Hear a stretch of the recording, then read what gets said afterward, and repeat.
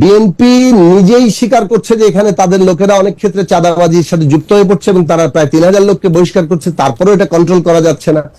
তো এখানে তো সরকারেরও দায়িত্ব আছে যে যারা চাঁদাবাজি করছে তাদেরকে আইনের আওতায় আনা, কিন্তু সেক্ষেত্রে আবার কোনো অগ্রগতি নাই। তো সেটা একটা পার্ট। ফলে বিএনপি সম্পর্কে জাজমেন্ট আছে, এনসিপি সম্পর্কে জাজমেন্ট আছে, জনসংহতি সম্পর্কে জাজমেন্ট আছে, কিন্তু এই সবগুলোর মীমাংসা কি? আমি আবারও বলি, মীমাংসা হচ্ছে নির্বাচন।